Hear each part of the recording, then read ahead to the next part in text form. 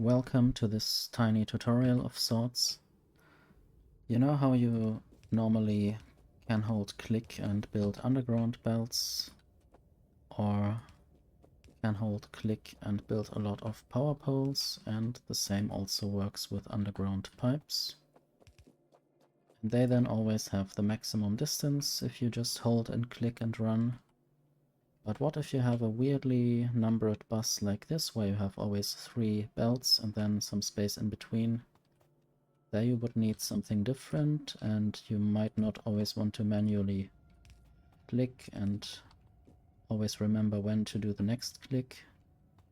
You can just, for instance, create a blueprint. I created the blueprint by holding Shift while dragging or while clicking at the end. And then you can make sure the spacing is correct. I think this should be correct. And now you can run over here, create all these blueprints, and then you can just run down again and place all of them in that spacing.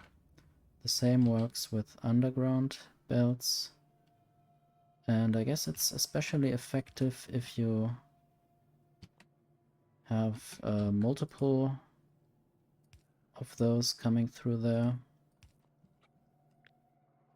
You can just copy this, snap to grid relative, and copy and do something like this, and then you just go up and up again, and they will just snap to where the blueprint is instead of going the furthest possible. And then imagine I have few assemblers, maybe right here, and you always want to have the power poles in this position. This is not the maximum distance. You can then copy this. In this case you need to reduce the height there, and then go down like this, maybe even also on the other side to have the output.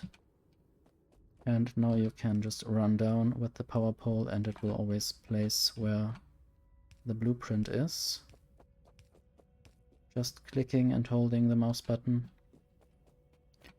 And I guess this also works for other kinds of power poles, for the medium power pole and the large power pole, and for other kinds of belts. And it should also work in modded playthroughs. I found this especially useful in Nullius, where the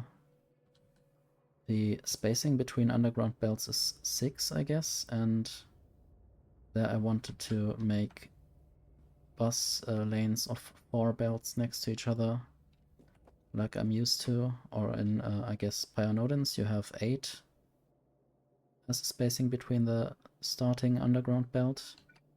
So it would be useful to do something like this there if you need to build a lot of stuff and you don't have robots handy. So I think maybe this could help you in a few situations. Thank you for watching.